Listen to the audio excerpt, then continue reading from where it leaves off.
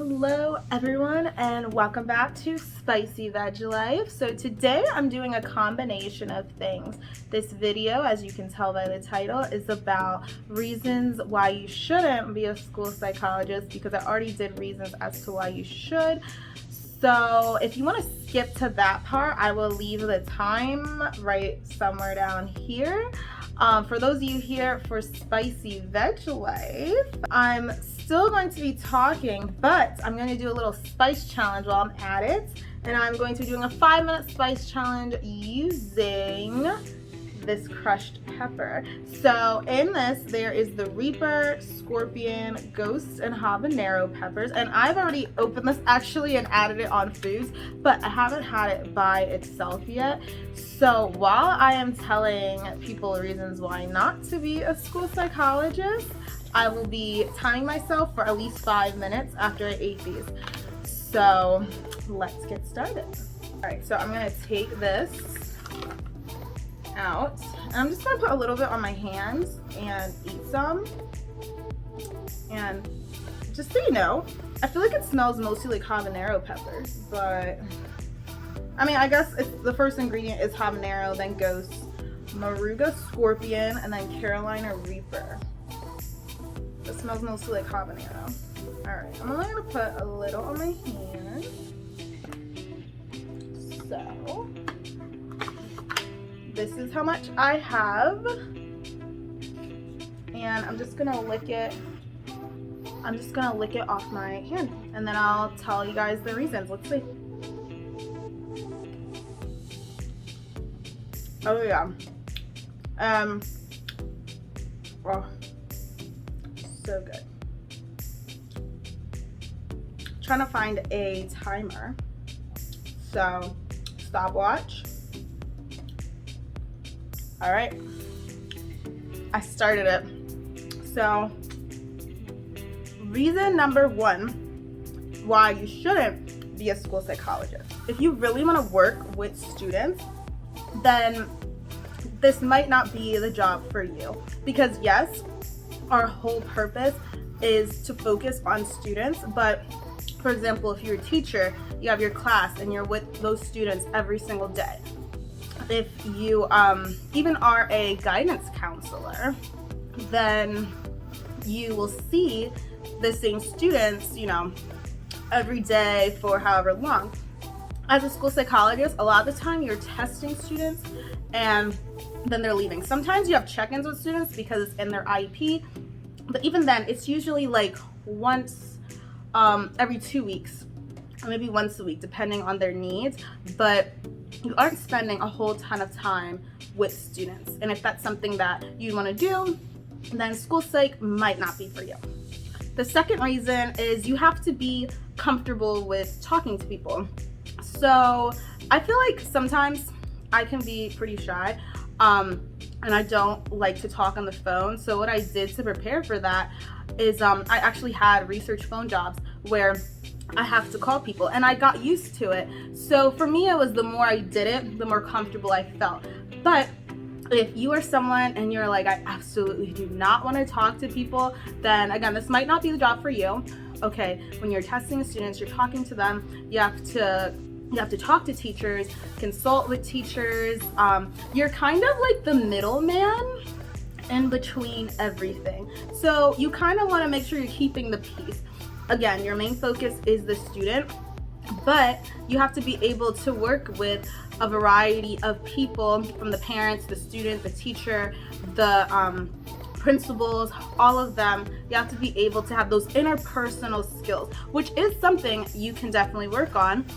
But if it's something that you don't enjoy and you think that you'll be super uncomfortable and you try, then it's probably not for you. Another reason why you might not want to be a school psychologist is if you don't like writing. So a lot of people have said that the writing piece is probably the most annoying, or not necessarily the writing, but more like the paperwork. I don't mind it, but some people really do. So if you like just refuse to write or type, then you might want to think about what you're getting into, because we do a lot of different tasks, but a lot of what we also do is testing, and with the testing comes writing up the reports and writing like their reevaluations, writing things in the IEP, rereading what people have wrote. So there's a lot of that comes along with it. Going off of that, if you don't want to analyze or interpret data, that might be another reason why you won't want to be a school psychologist, because when we test students with the cognitive and achievement test, you are looking at, okay, what are their standard scores? What does this mean? How does it relate to this? So you're kind of taking a puzzle and putting the pieces together to figure out what the kid needs the most and where we can help this child.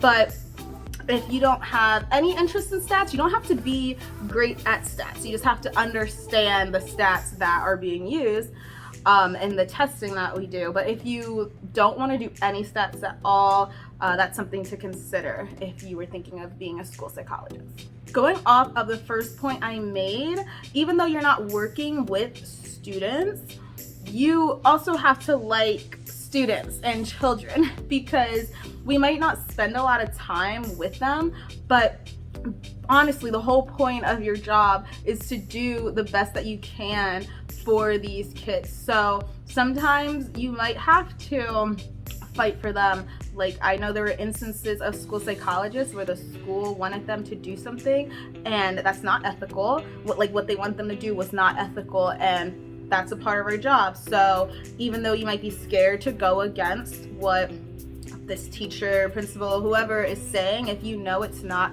ethical, you're gonna have to take the appropriate steps to carry that out and make sure you're doing the right thing. But when we do that, it's always in the interest of the student. We always want the best for the students. So again, you gotta like working with children, of course. The last thing is there is a shortage of school psychs. So you won't have a problem finding a job, or you shouldn't have a problem finding a job, but you also have to be comfortable with being the sole person that people are going to go to. You might have another person that you work with, but it also might be you or only two of you. So you have to be comfortable with knowing that people are going to come to you for advice. If you don't have a problem with that, then that's good. But I know some people, like, you might not want to be the one that they depend on for that job, compared to other jobs where you might not be the only one. You might be in a group where you all share the same amount of talents so that you guys all split it equally. But you know, you are the best at what you do. So you want to make sure that you'd be able to handle that responsibility. All right, so I think I just turned off this timer, but I saw it say 6 minutes, so I did survive these peppers, which they are really good, really good on anything you put crushed red pepper on. So like pizza, spaghetti, I put it on my roasted vegetables, but if you do want a kick, these are really good. Oh, and I didn't even show you guys the scale on the side.